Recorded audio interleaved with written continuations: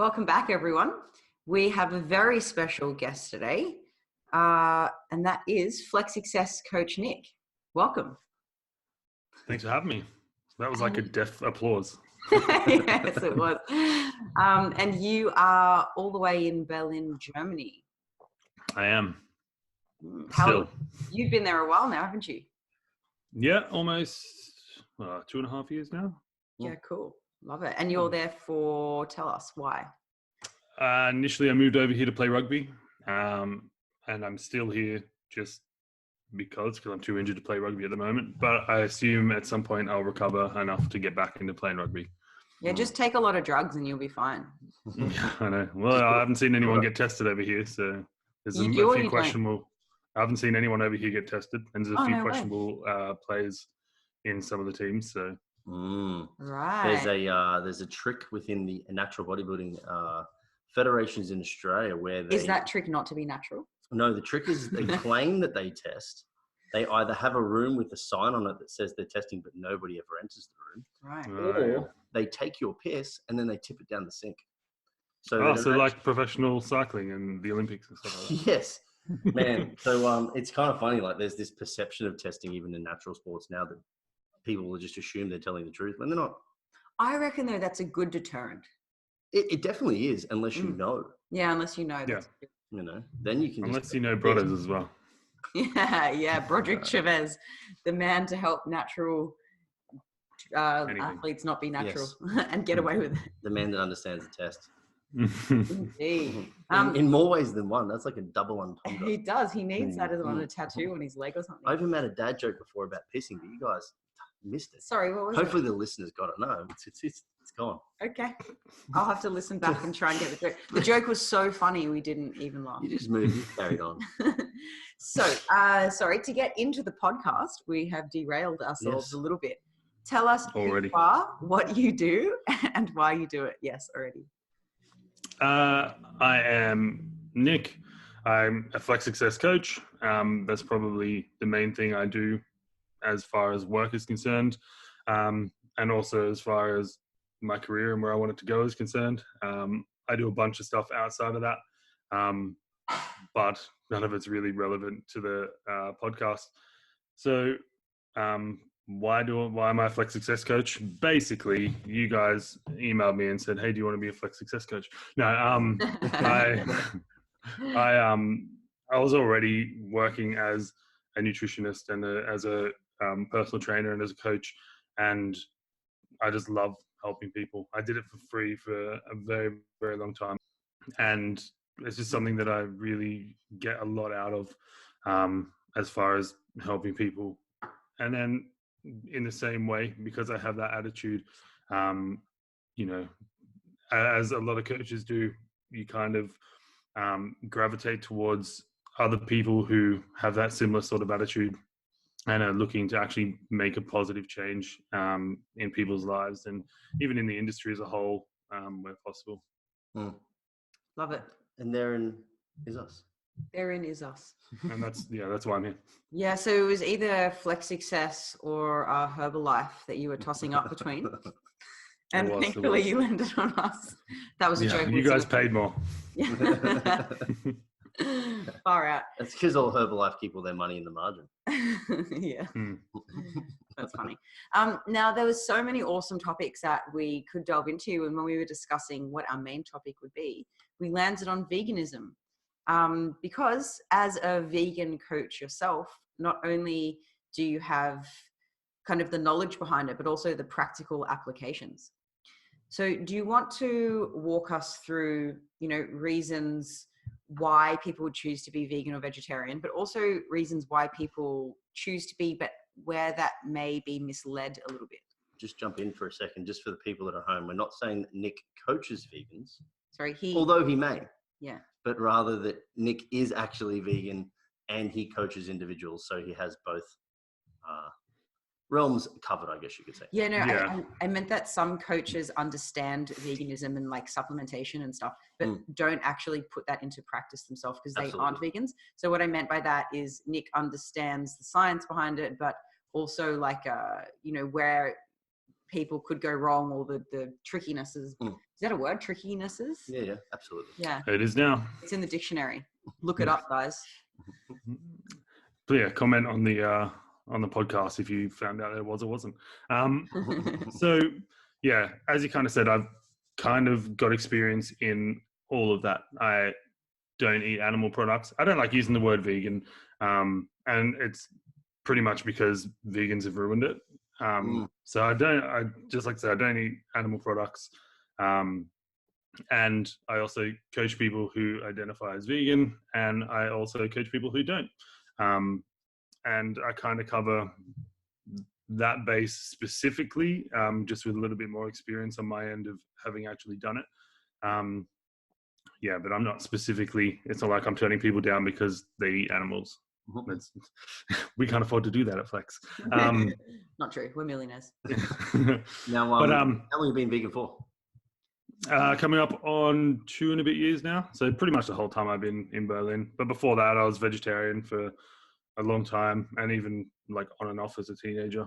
And why did you choose that lifestyle? Basically, like when I was a teenager, I started off by not wanting to eat veal or lamb because I was like, oh, baby animals. And then I was like, wait, what about the adult animals? And it kind of just progressed from there. There was a long time where I considered, completely stopping all animal products. And before I actually had a knowledge in nutrition, I couldn't see a way where that was actually a viable option and to maintain my performance goals. Because obviously, there's been points in my adult life where rugby's been my only source of income, and I didn't really want to risk that. Which, when you don't know the differences and how to do it properly, it seems like a lot of until game changes, but it seems like from what most people are saying, that you can't maintain performance as a vegan. So that was your concern, that your performance would drop if you turned vegan. Yeah, 100%. So basically, there was a while there where I was considering other. I haven't turned those lights on. I noticed those lights behind you flashing, and I thought, is there?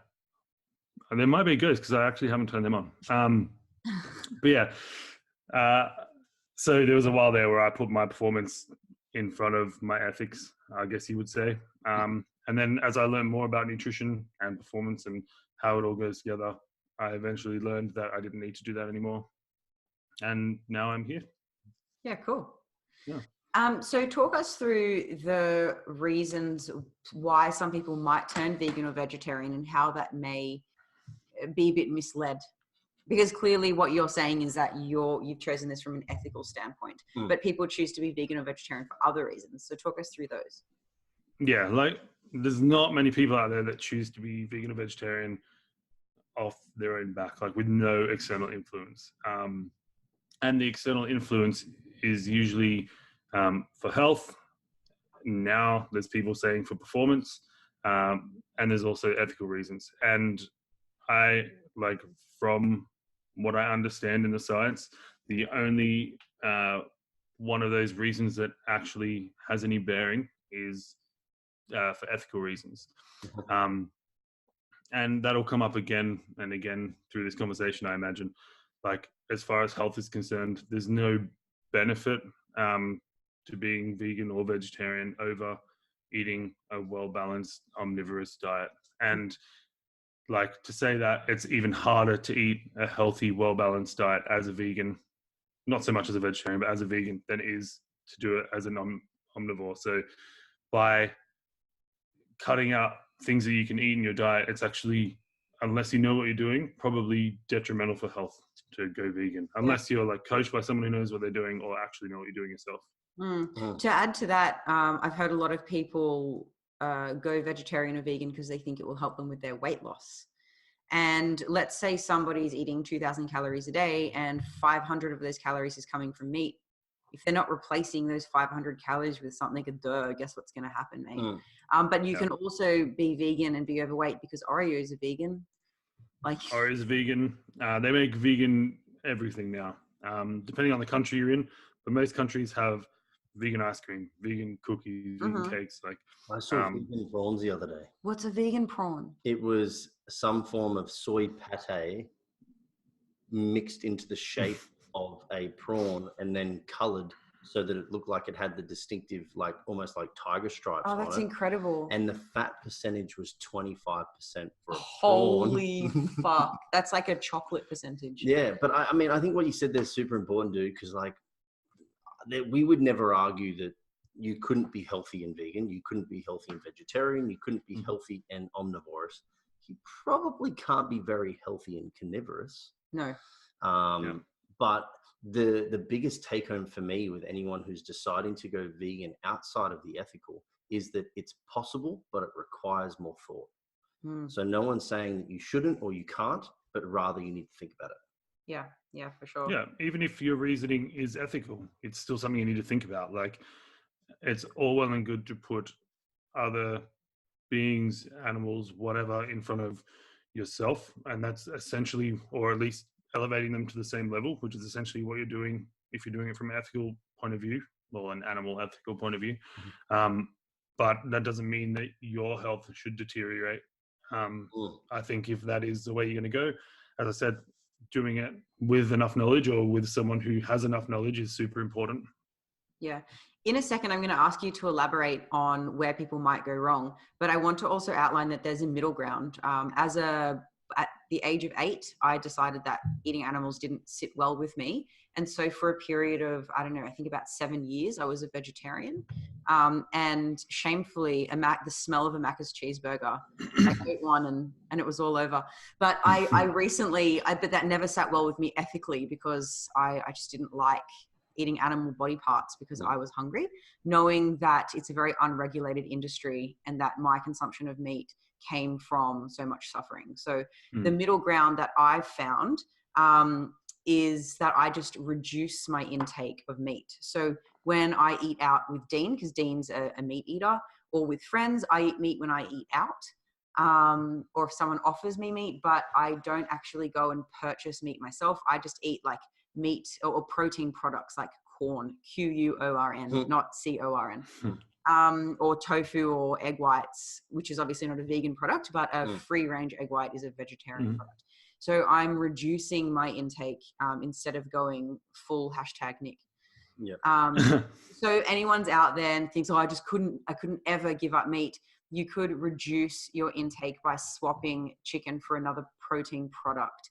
And corn, Quorn, have some awesome, good quality, high fiber, high protein, low fat products on the market. Yeah, we're super lucky here in Australia. I think there's an abundance of available foods that you can now utilize within a diet to be either vegan or vegetarian or a reducer or a #add meat, which is the new movement. Yeah. And if you give no fucks about animals, which is, a personal choice, then there's an environmental perspective that you can. But corn actually tastes quite legit. I've had it on its own. I've had it on pizza. And I've also had it mixed through mince. There's like a 50-50 mix. And I couldn't even tell the difference. Yeah. But if you don't want to, that's okay too. But I think it's and initially when I started making the transition to not eating any animal products, initially I was just like, right, I don't want to go like full hog. I was just like, if there's an alternative, I will use it. And then as I was going, I was like, fucking hell, I'm pretty much using an alternative for everything. The last thing to change was protein powder, because as far as I've been able to find, vegan protein powder sucks, especially compared to whey. Like, it's not even close to the same macros or consistency. It's if you poured a bit of sand in your whey protein shake, it would probably be similar to that. And remove the sweetness. Yeah, and remove the sweetness and also fuck with the macros. And you got to lick a broccoli after every mouth. It kind of has just that little bit of a green tinge. I know. I drink vegan protein powder too, Nick, and I do it with a peg on my nose. It doesn't taste terrible, but it's just not the same, is it? I'm going to say the one that we actually have is salted caramel. It's pretty sweet and delicious. And when you mix it with chocolate almond milk, woof, it's good. I don't know. I know Dom listens to this because he loves a podcast. Dom solid. He doesn't, but should he ever, he'll be happy to know that he's made an appearance on here, and that is that he is a big meat guy. He's like, Black and Blue just will never give it up, right?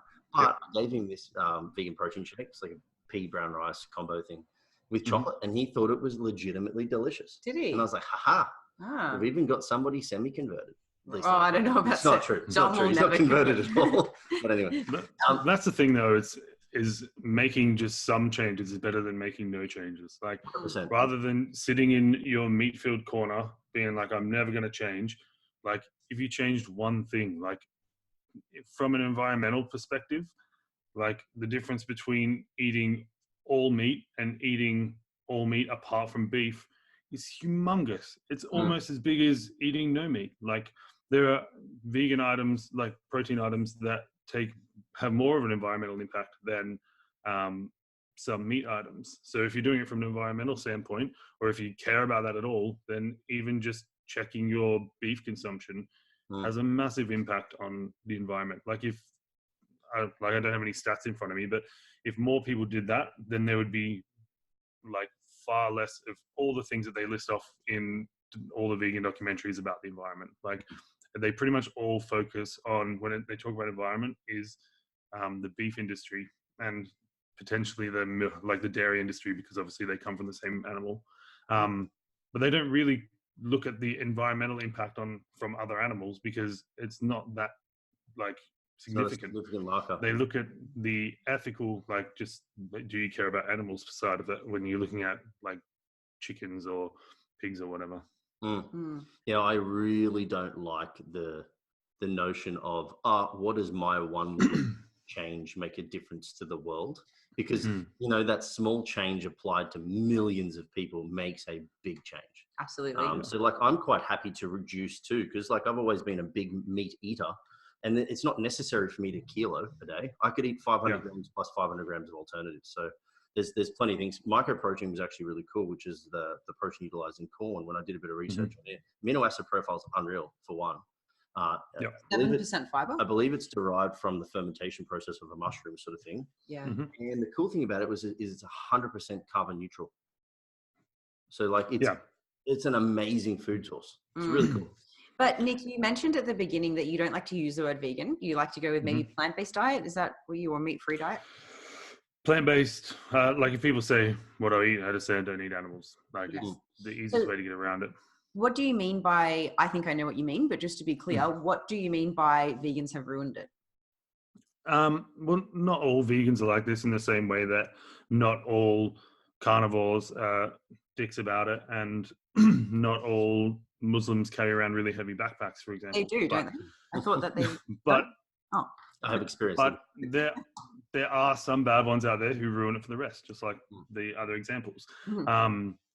And unfortunately, in the nutrition industry, which just happens to be the industry that I work in, they get an even worse reputation, because they're out there essentially misleading people and cherry picking information and only giving one side of the story, and using that to try and convince people. And I think there's a line between giving people enough information so they can make an informed decision, and giving people just the information you want to try and influence their decision. And I think for the most part, the vegan documentaries and the vegan zealots are crossing that line too often, and it's being noticed by more and more people. Like the whole like evidence-based movement, which more people and more people and more people are calling themselves that now, and actually looking at evidence. And I think the evidence that this is being done by the vegan community and the vegan zealots is way too easy to find. Like they're not even hiding it well. So they're being called out by people who I wouldn't consider evidence-based, because they can't actually like differentiate between good evidence and bad evidence. But the evidence is so clear of what these people are doing, that even people who don't know what they're talking about are able to come up with a coherent enough argument against some of the claims that are being made. And I just think, for me, like, it's hard to call myself evidence-based and to call myself vegan without inviting a shit ton of questions that I'm sick of answering. Yeah, absolutely. Yeah. Yeah, that's such a shame, isn't it? Because usually the loudest voice are the ones that get noticed. And you're right, you could say that for any group: Muslims, Christians, feminists, vegans, whatever. Yeah. There's the neutral mass or majority, and then there's the few idiots that sit on the side, but they're the ones that scream the loudest and get noticed the most. And then they kind of dirty the name for everyone, and that is such a shame. It's not even screaming the loudest. Like, even if they weren't screaming the loudest, like, not all Catholic priests touch little boys, but the general, like, consensus and the reason why, like, for example, that religion in particular has lost popularity over the last, say, 30 years is because of the bad media that comes around it. And just in the industry that I'm in, there's a lot more bad stuff published about the people and the companies and stuff behind these movements than there is good stuff. Yeah. So tell us some of the claims in, what was that recent documentary? Game Changers, or just things that you've seen on social media, reasons that people turn vegan that you think is misleading. Okay, so Game Changers, it's kind of been taken out of context. Like, you got to remember that the whole point of the film, and it is that it's a film, it's not a documentary, as much as they try and portray it as one. But the whole point of it is to show that you can perform well eating a wholly plant-based diet. And they actually, a lot of the stuff that they use in that is just vegetarian. Like, the studies have been done on vegetarians, not vegans. So that's, but they don't tell you that in the documentary. You have to actually go and look up the papers that they flash up on the screen and discern that for yourself. And again, if you don't know what you're doing when you're looking at papers, you might still read that and believe the claims that are made. But essentially, the whole point of that is that you can perform well on a plant-based diet, but and then they pretty much just line up their argument from there. You keep in mind that they pretty much based the whole documentary on, like, I don't know if you guys have seen it, but the first study they look into is this study into Roman gladiators and they pretty much pull from that the gladiators were vegan. Well, the data that they showed, even when you just watch the movie, they're like, yeah, the more vegetables you eat, the higher this certain mineral is in your bones. And then they did this, like, cross-sectional analysis and, like, ran it through microscopes. I don't know, I'm not that kind of scientist, but they basically checked the mineral density of bones from a gladiator burial site, which, to be fair, could have been anyone, and found that it was high in that mineral. So they're like, oh, high in that mineral, they're vegans. But it's not like you eat one piece of meat and that mineral drops off. Like, you could just have a high vegetable intake or a high plant food intake and also eat meat and still have that high of a mineral density, whatever that mineral is. And then even from there, when you actually look at the historical data on gladiators, they were intentionally fed more to be fatter so that they could bleed and not, like, if you get cut and you're, shredded, like, covered in dick skin like Dean was when he was on stage, you get cut by a sword, your guts fall out. Whereas if you've got, like, a couple of inches of fat on you, then you just open up and you bleed and you can probably be saved. Yeah. And they're not going to spend years and money training these gladiators so they last one fight, The other thing I think is they've tried to draw a parallel between a gladiator being an amazing athlete, and they probably were for when they were around, but I suppose if we even compared them to the requirements of an athlete in a high-end physical-based sport right now, it's likely probably less. I mean, people now don't die in their sport, but the physical demands in which we place on them as athletes on a week-to-week basis is far beyond that. But I actually took the time to listen to the debate between the producer of that and Chris Kresser, who's a bit of a... On Joe Rogan. Yeah, a bit of a primal eating, paleo-esque type. He calls it a nutrivore diet. God, that was painful to listen to. He's not my favorite guy either. Oh. But I mean, the argument essentially stood is that let's not look at mechanistic studies. Let's look at outcomes. And the outcomes simply just suggest that more plants is better. But eating some meat probably won't hurt you. But somehow, it's not sexy. That's why it doesn't sell. somehow I think a lot of people are getting lost in the weeds trying to argue all of the semantics of each individual sort of thing and the potential mechanistic issues of, you know, whether or not you want to eat a high saturated fat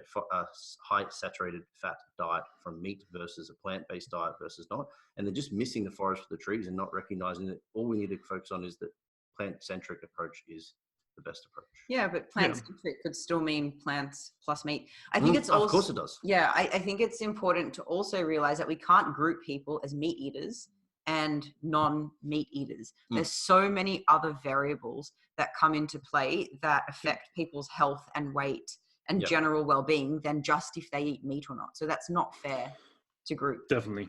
I think most people, if they knew what they were talking about, and even some people who don't know what they're talking about, if you said you can only eat like plant food or you can only eat meat, everyone would agree that you would be healthier if that's all you ate. If it's all whole food and not fortified with any vitamins, I think everyone can agree that you would probably survive longer on just eating plants. Like that's pretty black and white. Like there's the argument between carnivores and vegans, done and dusted. Can everyone stop talking about it? And that would be amazing. Yeah. Full stop. But yeah, and I think the only logical argument for going vegan or vegetarian is ethical. And you can tell that's the only logical argument because it doesn't matter who has tried to debunk game changers. And I've been sent so many videos of people debunking game changers as if I was the fucking host of the documentary or a producer or something. But I've been sent so many videos and everyone just starts by going, let's ignore the ethical implications. Well, that's the only reason. Like, that's like exactly like in the documentary when they're going, let's ignore the science and the implications of the science. Like, it's exactly the same thing. Like, it's one of the reasons you would use, and everybody's just ignoring a part of it and not paying attention to the whole picture. Like everyone, they're just trying to make it meet their bias. Even people who call themselves scientists, like Lane Norton and Holly did this massive, like 40-minute breakdown of game changers. And I've seen it been shared by so many people who claim to know what they're talking about and don't actually know what they're talking about. Literally within the first minute, they're just like, oh, the first minute of the actual review of the documentary. Yeah. They're like, oh, let's just look at this without looking at the ethical side of it. Well, what other reason would you have for going vegan? Like, if you know anything, if you even just have a logical mind, even if you don't understand science, if you just look at it from a logical perspective, that's the only reason to go vegan or to stop eating animal products or even reduce your intake. Like, people aren't out there reducing their intake of meat. Like, even you, Dean, like, you're not doing it because you fucking hate animals. Like, if you hated animals, you'd probably keep doing it. Like, you're doing it from a compassionate point of view, from an empathetic point of view, from, you know, that point of view. And to say, let's ignore that is exactly like saying, let's ignore the science. Yeah. Or let's ignore the health. Yeah. It's frustrating though, isn't it? But there would be, I don't know how much credit we can give Dean for being a meat reducer, because I wouldn't classify myself to be one. I'm open to trying things that aren't meat derived in replacement for it, if it's something that I enjoy and it's semi-convenient, which it kind of is now. So I just don't want to give Dean too much credit here is what I'm saying. I'll take all the credit though. I'll even flip that and I'll say that my entire argument, it's not even an argument, my entire rhetoric, I suppose, around this when people talk to me about it, is I say, I'm willing to admit that I'm selfishly choosing to eat meat for my own preference.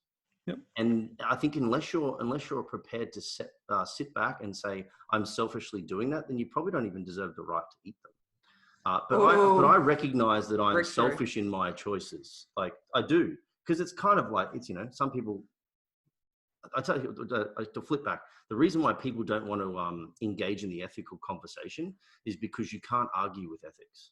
It's an inconvenient It's a personal choice. Like, I can't argue with you. I could say that ethically I don't believe that to be true, and your answer will be like, that's cool, I do. And like, that's the debate done. So like, no one wants to do that because it's such an easy conversation. Yeah, exactly. You don't see, like, Joe Rogan's not getting, you know, somebody who has good ethics and someone who has different ethics. So I shouldn't say good and different, because it sounds like different is just a supplement for bad. A certain looking at this and a certain way of looking at it from the other point of view. And their ethics are different. Like nobody's getting people listening to that podcast because they just go, oh, we disagree. Oh, excellent. Cool. And that's it today, guys. Here's some messages from our sponsors. Like nobody wants to listen to that. So people aren't giving the airtime to that. And I firmly put myself in the non-zealot part of any of these categories. Like even in the evidence-based world, like I would consider myself to be an evidence-based practitioner. However, if somebody says to me, I like doing whatever, and it's not backed by the evidence. In fact, there's even evidence to suggest that it might not be optimal.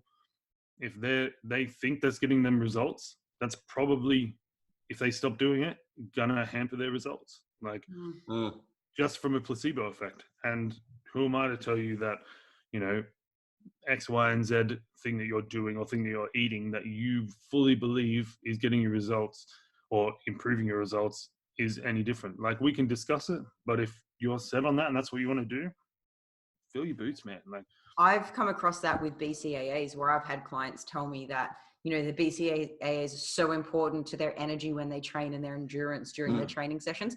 And I don't want to like burst their bubble and squash their dreams by saying, well, actually, the evidence suggests that you're drinking just delicious flavored water and wasting your money. Because then they might feel like that superpower that they have in a shaker bottle, they've lost that superpower now because placebo is a very powerful thing. I had the exact conversation with the consult yesterday and they said, oh, which one should I drop? Which one should I keep? I'm like, finally, BCAAs, you could drop them. Evidence suggests no benefit for muscle growth. But if you like the flavor and it makes you train good, keep it in if you're happy to spend the money on it. Yeah. And he was like, yeah, I do. And I'm like, cool, dude. Keep having it. It's not harmful. But exactly.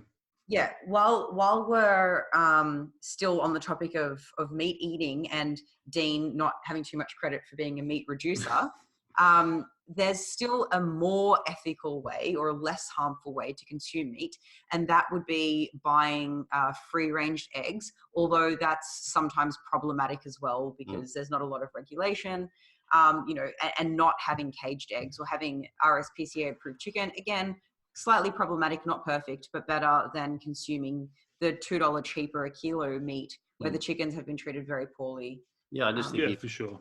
I think if we could generate a movement where people started to get back to the roots of supporting local butchers and people that provide meat in a sustainable manner, then we'd likely find that we'd get a reduction just via price. We'd likely find that people become a little bit more aware of the animals in which they're consuming. And I think that's a positive thing. You can't be really mad at that. Imagine if there was a tax based on the environmental impact of the animal you're eating. Like the price of certain animals would go up and therefore the consumption of those animals would go down and it would start to balance itself anyway. But in fact, there's actually most governments provide support to farmers and therefore they subsidize part of the cost of meat and or dairy or whatever the case is. And you know, that is what it is. That's just how things work. That's like, if that didn't happen, then those industries wouldn't have thrived when they needed to in, you know, that point of human history, and we wouldn't be where we are now. And it's pretty basic there. I think the argument for, you know, ethically raised animals or whatever, you're still going to have people who don't want to kill an animal so they can eat. But it would still reduce the consumption of, you know, from all the other people who do want to kill animals so they can eat. And hopefully not actively. I don't think there's anyone out there who's like, yes, kill that animal. But you never know.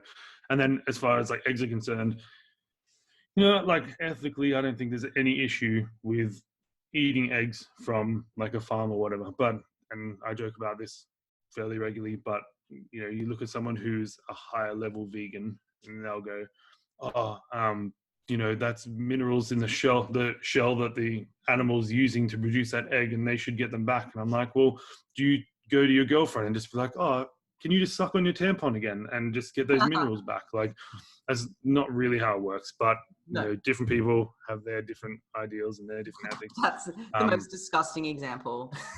That's gonna be the little clip that I put at the start of the But show. that's because we're not afraid to talk about periods here. We're not. not. afraid to talk You know about what is periods. incredible? Just quick side shoot is the amount of amazing gifts on Instagram available when you type in tampon. Yeah, or Because I period. was celebrating a period return, a return Yeah. event for the client post bodybuilding the other day. As you do, you know, a bit of a cheer, like, woohoo, you got something back that you wish you never had to have. But to tell people, shut up. And man, there were some good gifts. Yeah, my favorite one is the little cartoon woman surfing on a pad. Yeah. Dean's favorite one is a tampon, Like a rocket ship. like rocket shipping up to sky. But they've even got Christmas ones now. They've got Up to sky. up to up to sky. there's a Christmas one called Blow Ho Ho. It was so good. Anyway, Nick, couple of tips. Like, so someone who wants to move, let's just say we've got some listeners here that are interested in potentially becoming a reducer of meat or A vegan. shifting into vegan or non-animal product eating. To avoid the term We need a good acronym for that. Then what would your tips be? Like, what's an easy way for them to transition, or something that they should consider when they're moving? Anything that they think they need that you think they need to worry about? Okay, so I would say when you start, or even before you start, get your bloods done. Check your base level, like your basic blood test will find all that. But if you just tell your doctor that you're looking specifically for your vitamin mineral levels of things that might change by changing your diet, they'll get you the right thing. And if you get that, and then especially for the first maybe year of the transition, is to regularly check that again. So maybe every like 3 or 6 months, keep going back to that and checking it and comparing the results, and then supplementing where appropriate, or like even before supplementing is increase those foods in your diet. But usually you'll find if you're doing it properly and you're eating mostly whole foods, you're probably getting enough of most of the things you can get enough of by just eating, excuse me, by just eating enough vegetables and fruits and nuts and seeds and whatever. And then outside of that, it would be things like B12. And that's not going to reduce in everybody. Don't know what's wrong with my voice. That's not going to reduce in everybody. But in a lot of people it will, and it's something that you need to be aware of, because if that gets too low, you're looking at serious health implications. And if you notice that it's dropping in that first 3 months, it won't crash in that first 3 months anyway. If you notice it is dropping, start supplementing B12. If you notice that you can't keep your iron up with the types of foods that you are eating, and you can't, you don't enjoy foods that maybe are higher in iron or whatever other mineral you might be becoming deficient in, supplement it. Like, there's nothing wrong with supplementing stuff, and people are doing it whether they eat solely plant-based, whether they eat solely meat. Like, people are supplementing regardless. Like, your mum or your grandma is probably supplementing in some way, shape or form, and probably should be supplementing with creatine. But outside of that, like, they're probably taking a multivitamin or even iron or whatever. Like, there's so many supplements out there that people just don't consider to be supplements. But basically, if you are supplementing something you're not getting enough of, it's in the name. And so outside of that, nailing your protein consumption. So finding protein options that you like eating, that you enjoy eating, that are economically affordable, that are readily available. Because the first thing to drop when people stop eating meat, and especially if they also stop eating dairy products, is their protein consumption. And as we know, protein is super important, not just for body composition and performance, but also for health. Like, people go dangerously low on their protein consumption when they stop eating meat and animal products. Like, they just don't replace it. Like, as you said before, Lizzie, like, these are the people who lose weight when they're doing it because they're not replacing the calories that they were getting. Like, yeah, it's pretty obvious. But and the composition of the weight lost might not be ideal. The composition isn't going to be 100% fat if they're dropping their protein. Yeah, like, if you're going below that 0.8 grams per kilo, you're in danger of like actual protein deficiency. And I know it gets joked about all the time in the vegan community that you've never seen anyone who's protein deficient. No, we haven't, because they normally are concentrating on their protein intake. But also, you got to keep in mind that all of your muscle stores are essentially, and this is something that I've been thinking about for a while, but your muscle is essentially a amino acid storage area. Like, yeah, we use it for other things, like it has contractile abilities, unlike fat, but like if your body needs amino acids and you're not eating protein, it will take it from your muscles. In the same way as if your body needs fat or energy and you're not eating enough, it will take it from your fat stores. Yep, just a and reservoir.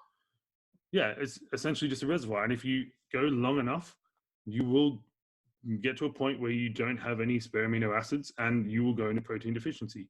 Luckily, most people have eaten enough protein throughout their life and had enough mechanical tension across their muscles throughout their life that they can store more protein than what they're probably going to end up going deficient in, based on the fact that they probably are getting close to that 0.8 anyway. Yeah. Like it would take years and years and years and years to actually dwindle that down, unless they were already coming from an area of deficiency like eating disorder or something like that. And that's where you get into real trouble, is people going from eating disorders. A lot of them can be like, oh, I'm cured, but I'm also now vegan. It's like, no, you're just restricting in a different way and trying to hide that from everyone. Yeah. And now you're in actual danger of, vitamin or mineral deficiency, or even macronutrient deficiency. Yeah. I've heard people claim that you don't need to, like, fruits and veggies are all you need. And there's protein in everything. There's protein in nuts, there's protein in vegetables. Yeah, dude, but such a small amount. In order to get, the 0.8 grams of protein per kilo of body weight, if you do that through almonds, god damn, you're going to be eating so much fat that, the calories are going to be so high, you're going to be gaining weight. Or if you're getting that from broccoli, there's 4 grams of protein per 100 grams of broccoli. Try eat enough protein from that. You're just going to shit yourself from so much fiber. Like it's not going to work out well for you. Yeah, the great thing is that there's more available sources that hopefully allow people to get a higher percentage of protein per mouthful of food. But I think I think they're 2 really good tips, those 2, which are awesome. But I think what about Nick's other tip? Trying to get eating peanut butter for the protein is like watching porn for the plot. Was your favorite thing you ever said? It's possibly my favorite thing anybody's ever said. It was a moment of brilliance. I can't remember who inspired it, but I saw someone say something about like, what was it? It was eating something else for something else. No, it wasn't game. This is well before Game Changers. It was too, because they use peanut butter as their example for how you could get 20 odd grams of protein from 5 tablespoons of peanut butter, I think, in 2 slices of bread or something like that. It worked out to be. And it was like, look, you can, but that's still calorically dense as hell. And that's the daily calories for a small female. Yeah, but anyway. And it's literally, that's my whole issue with that documentary or that film, is that they try and convince people that by leaving out the information that is pertinent, is that is far more calories than the alternative they're comparing it to. And so, like, heaps of people, like, I got an unbelievable amount of messages about that one example. They're like, oh, you can't get the same amount of protein from a peanut butter sandwich as you can from a steak. And I was like, you can. No, you can't. And I just sent them on MyFitnessPal. I screenshotted it because I got that many. I was like, here's a peanut butter sandwich. Here's the amount of protein in it. Oh, but look at the calories. I was like, did they mention calories? Did you mention calories when you first messaged me? No. Like, you're just as much of an idiot as the person who decided to put that in the film. Yeah. How frustrating that you're copping the blame for Game Changers when you don't even really agree. Imagine if you didn't have a Viking beard, you'd get way more. That's I reckon. I would definitely get way more. Final comment I just wanted to make on this, and then we'll move into our final round, is the important aspect that you mentioned about the blood work is that please recognize that if you're talking to somebody who's since gone vegan or vegetarian or any dietary modality in this particular argument that I'm going to have, is if they've shifted into it within the last 3 months and they talk about the amazing things that it's provided for them and the fact that they got better blood work and all the kind of positives that they're experiencing, that's cool. It's been 3 months. You've lived for 30 years. Show me again in another 3 years' time. So I think there's a big misconception now where people shift into something and then they say, like, you can be a good athlete and vegan, and you can, but don't use the sprinter that's been a sprinter for 15 years on a normal diet, an omnivorous diet, and then say they're still performing equally as well. we need to look at them after they've controlled that new diet for an extended period of time. 100%. And I think that the whole athlete argument, I think personally, is flawed. I would attribute some of my current injuries to the change in diet. And there's no like obviously I'm N=1. But that's the biggest thing that's changed in my life, apart from getting older. And it's like, since stopping eating all animal products, I've had countless tendon injuries. Nothing else, no like muscle tears or anything like that, but tendons. My tendons are ruined. And they're just not recovering. Like, I've had a knee injury for over a year now, and it's not bad enough to operate. But it's bad enough that I can't play a game without limping for a couple of days afterwards. And I would put that down purely to the lack of collagen and that like group of amino acids in what I'm eating. And like, even if you look at the research, they're starting to show that you can like get tendon hypertrophy from specific collagen or even gelatin intake. But unfortunately, they are animal products, and there's no current alternative to animal products in there. And I think, I actually think, as far as performance is concerned, they would be better off putting, instead of trying to find a meat substitute that's grown in a lab, they'd be better off finding a collagen substitute that's grown in a lab. And then like people like myself would have an option for supplementing that, because you cannot get it in your diet if you're not eating animal products. Yeah, the only alternative here is to take all the drugs. So we're circling back around to that. BPC. I wonder if high dose glycine or something might be worth considering. Well, so from what I've seen in the research, they've done like control versus glycine versus, I think it was gelatin, not even collagen. And the glycine was, well, at the dose that was in the study, was no different to control. Yeah, right. Yeah.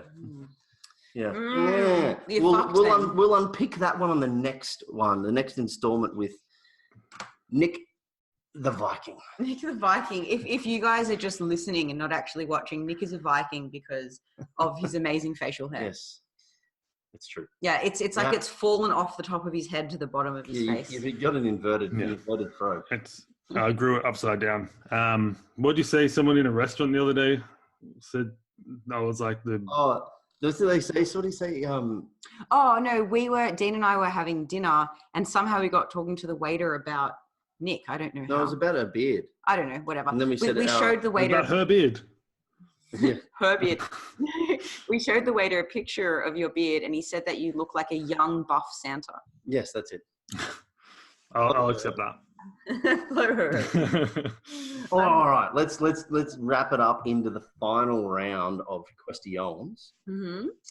Now, for those playing at home, Nick is the genius behind the editing on our podcast, so he knows what's coming. But Nick, if you had to solve any mystery that's currently a mystery in this world, what would it be? That is super broad, but in the same vein of what we were just talking about, I think if my career goes the way I want it to, I would like to solve this whole collagen mystery, purely just for my own benefit. Like, it will probably benefit other people as well, but from a selfish point of view, I think if you spoke to enough people that were high enough in sport, and I think at the moment, the way things are going, more and more people are going to start making decisions about their food based on their ethics. I think there'll be need for it in the future to actually have an alternative for collagen. And then even if you look at like all of the plans people have for, what happens after somebody nukes somebody and we all have to live underground, they can pretty much supplement everything apart from gelatin or collagen. And once they run out of their gelatin supplies, how would they reproduce that? Or they can pretty much reproduce everything, but not collagen at the moment. So I guess that would be something that I think would be worth my time. I like that answer. Now, I usually like, before we start the podcast and press record, to have all these tabs open with like the segments in order. And Dean's like, no, it's fine. We don't need to. And so Dean actually skipped ahead, mate. The gym story. We're supposed to start with something worth sharing. Oh, that is true. I did jump the gun. And Dean skipped ahead. See, this is an example of where I'm always right and Dean's always wrong. So do you have anything worth sharing, Nick? Something you've watched, listened to, heard, read, something like that? It's a tough one because most of my watching revolves around, essentially what this video is, like watching podcasts, or maybe it's not on Netflix. Apart from that stuff, it's basically watching people talk about stuff that most people aren't interested in. Mm-hmm. So that's a hard one. I think as far as books, The Power of Now is pretty good. It's a good read for anyone who can't focus on the now, like people who are with anxiety or depression, or even people with just tendencies in those areas would benefit from reading that. I found the information really good. Not that I found I got much help from it, because I don't really have those issues, because I'm very good about thinking about the now. As you guys will know, if I have to pre-plan something, I'm not the best. I'm pretty good at doing it when I get around to doing it, though. And so I think The Power of Now could be really helpful for a lot of people. Whether it was helpful for me or not, I think that's probably off the top of my head. You need to read The Power of the Future, then might be more helpful for you. We'll write that book. We'll write that. All right. Yeah, that can be the next ebook. Well, thank you for sharing. Do you have an embarrassing gym moment that you think we could all squirm at? Or rugby moment, given rugby specific.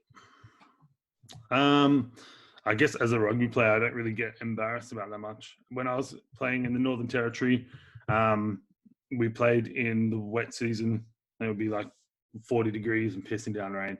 And there's one game where I really needed to piss, and I was already drenched. So I was like, oh, fuck it. And I just stood there in the defensive line and pissed myself. But again, not embarrassing, because I'm not embarrassed about it. Usually it's other people who get embarrassed. So I have an embarrassing story about someone else, and I won't name them, so they shouldn't get embarrassed. No, you should name them. Please do. Oh, well, I haven't actually asked permission to tell the story, but the first gym that I ever worked in, we had like a weekly barbell club, and one pretty attractive girl kept coming. She was learning how to squat and all that sort of stuff, and she just happened to be a similar height to me, so we would share a squat rack. That's a tall girl. Holy shit.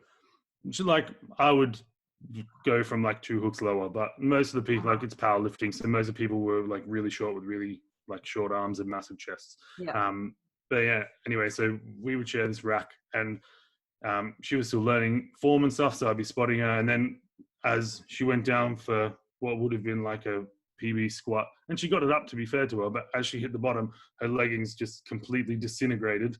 And I'm just standing behind her, and she's in the thong, and I'm just like, oh God. And then in the end, I did the rest of the session in my undies, and she did it in my shorts.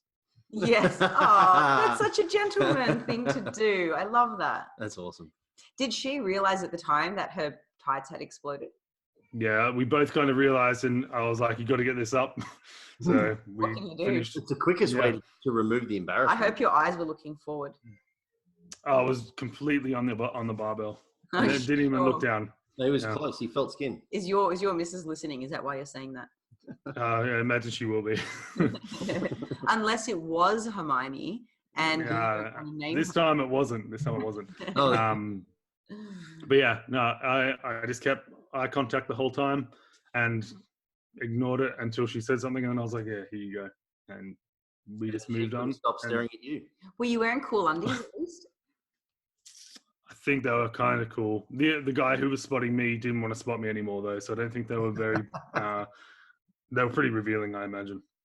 That's so funny. Wearing a mankini to the gym's a bad idea. Oh, I love it. Especially that day. It feels good, but it doesn't look good.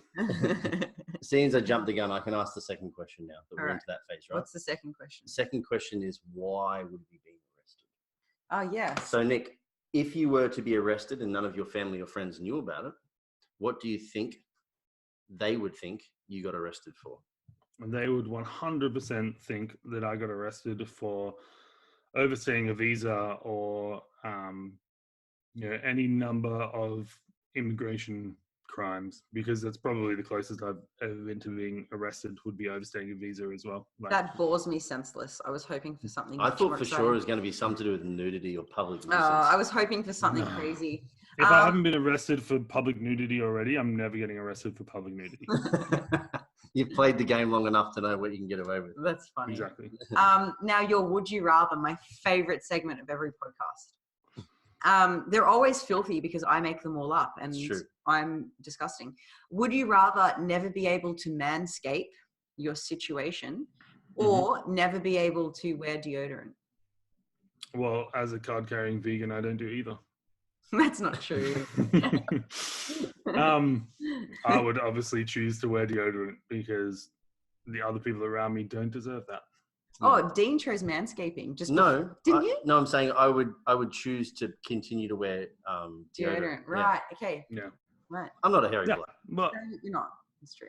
I'm incredibly hairy. Like if I could grow hair on my head, I'd be covered from head to toe. Now it's nose to toes that I'm just covered in hair. Love So it. So weird, the male pattern baldness aspect in that you can get so much hair on that face, yet none on the top. Well, do you shave your head or do you not grow hair on your head? I've actually just got head alopecia. No, I'm joking. I shave it. Oh, I thought it was serious. yeah. I was like, oh, okay. No, I can grow it to like about here, but it's just not very good looking. Receding. Yeah, at least I've got a relatively okay shaped head. So yeah, if I had like a weird head, I'd just go like full on John Howard and just rock the big horseshoe. I love it. Get the old tattoo. That's funny. Well, you know what? You guys both answered wrong because you could manscape and then get Botox injected under your armpits, and then you wouldn't part sweat. of the would you rather is that you have to retain the negative. Well, It's like the monobrow. You can't shave the middle of it. all right, that's fair. Whenever anyone tries to do a workaround, I was like, don't fuck up the would you rather. You have to deal with it. And then here I am fucking it up. My old work colleague Peter Shui, he would absolutely choose to maintain manscaping because he believes as an Asian man that he cannot smell. Okay. And you know what? I'd probably agree with him. He doesn't smell. The first ever Christmas party he arrived to at Nutrition Warehouse, he had rolled in gi in jiu-jitsu for 2 to 3 hours at like 1 o'clock in the afternoon, right? Shows up to work at 3, puts his sweaty gi on his dashboard of his car, lets that dry over the weekend.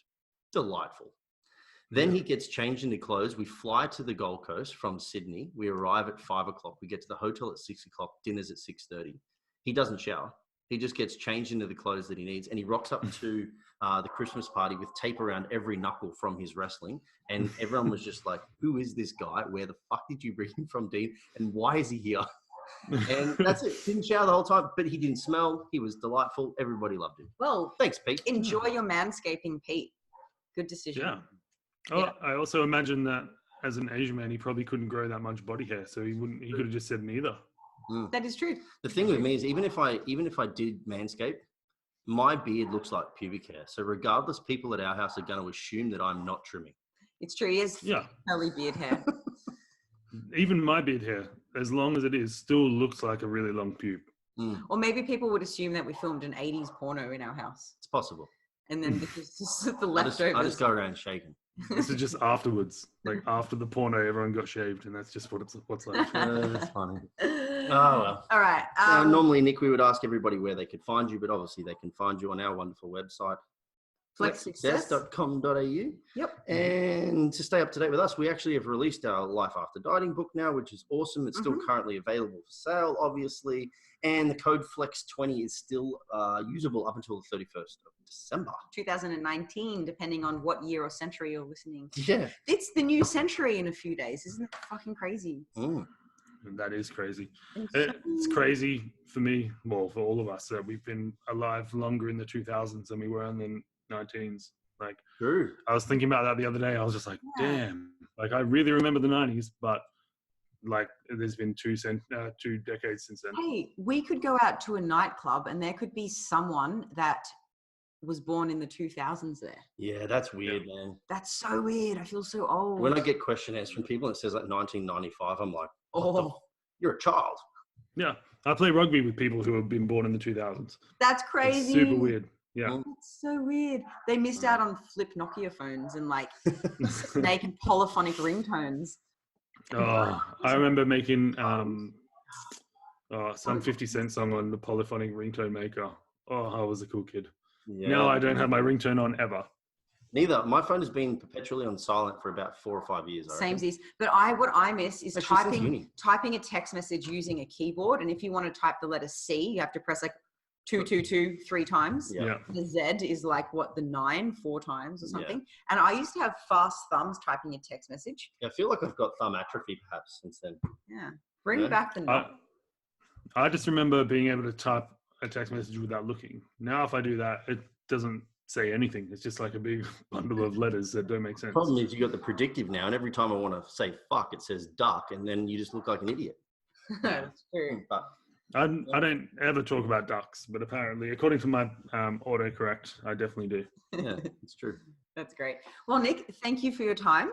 Until next time, I would love to get you back on and expand on different subtopics within veganism. But yeah, hopefully listeners, you've got something out of this, and maybe we've sparked an interest in reducing your meat intake, or maybe not, and that's also fine. And anything that's of importance will be in the show notes as always. Mm-hmm. Thanks everyone. Cool. Thanks guys.